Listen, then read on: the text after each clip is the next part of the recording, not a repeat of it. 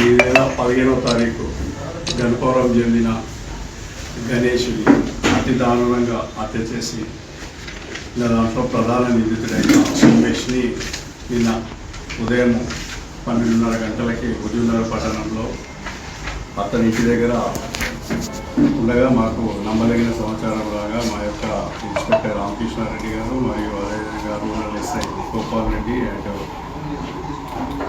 Chintalapalem SI Paramesh and Maileshwar SI Naveen ఇమీడియట్గా operation చేసి తీసుకొని వచ్చి అతన్ని విచారించగా అతని విచారణలో ఏంటంటే ఇతను సోషల్ మీడియాలో చాలా యాక్టివ్ మెంబర్, చదువుకునే టెంటే కానీ తనకి సోషల్ మీడియాలో ఈత దానిపైన విపరీతమైన అవగాహన ఉంటుంది. ఈవెన్ అతని యొక్క అవగాహన చూస్తే మేము పోలీసు వాళ్ళమే మేమే ఆశ్చర్యం అనేది కలుగుతుంది.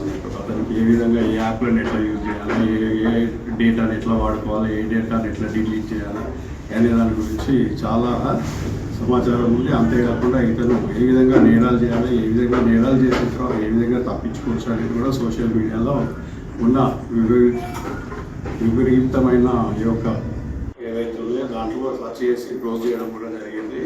అందులో భాగంగానే ఇతను ఒక అమాయకులను పరిచయం చేసుకోవడం జరుగుతుంది. అందులోనే బలైన అతను ఈ యొక్క గంగూరి గణేష్ అమాయకుని పరిచయం చేసుకొని అతన్ని చాటింగ్ చేసి అతన్ని నమ్మించి అతన్ని తీసుకొని వచ్చి ఈ యొక్క ఏదైనా ఒక నేరం చేసి నేను ఒక సెన్సేషన్ కావాలనే ఒక ఉద్దేశం అతనికి ఉన్నది కాబట్టి ఈ యొక్క నేరం చేసి అతన్ని అత్యంత క్రూరంగా హత్య చేసి అక్కడ ఎట్లాంటి ఎవిడెన్స్ లేకుండా ఇవన్నీ ఇంతకుముందు ఇతని సోషల్ మీడియా ప్లాట్ఫామ్లో చూసినాయి కాబట్టి తప్పించుకునే విధంగా ఒక నేరం చేసి తప్పించుకునే ఉద్దేశంతో ఇవన్నీ చేయడం జరిగింది.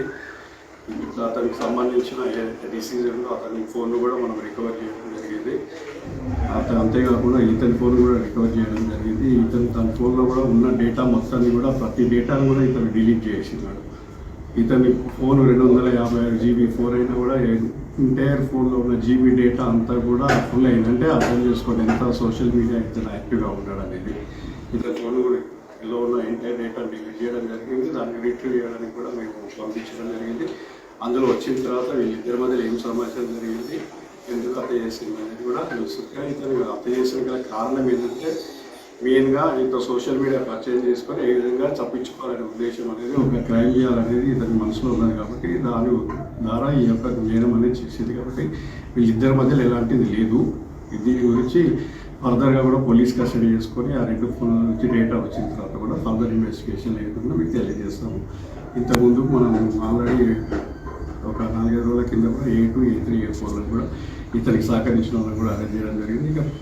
ఇక ముందు కూడా విచారణలో కూడా ఏమైనా ఇతర నిందితులు ఉంటే కూడా వాళ్ళని కూడా కంపల్సరీ అరెస్ట్ చేసి విచారణలోకి వెళ్తే వాళ్ళకు కూడా అంతేకాకుండా ఇందులో సాంకేతికంగా మా యొక్క టీం ఏదైతే ఎస్పీ గారి నేతృత్వంలో రామకృష్ణారెడ్డి గారు కానీ మన ఎస్ఐస్ కానీ చాలా ఎలాంటి సమాచారం లేకుండా కానీ ఈ కేసుని అత్యంత చాకచక్యంగా సాంకేతిక ఆధారాలతో చేసినందుకు మా యొక్క టీంని ప్రత్యేకంగా అభినందిస్తున్నాము.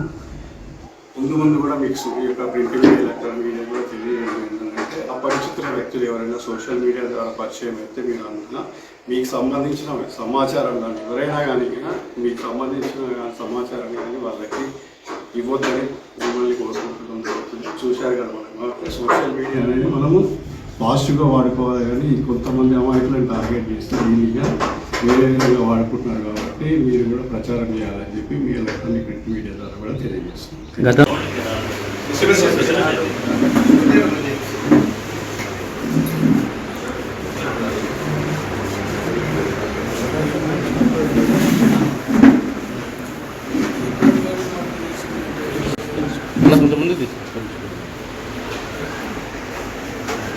నేను అలా చూసిన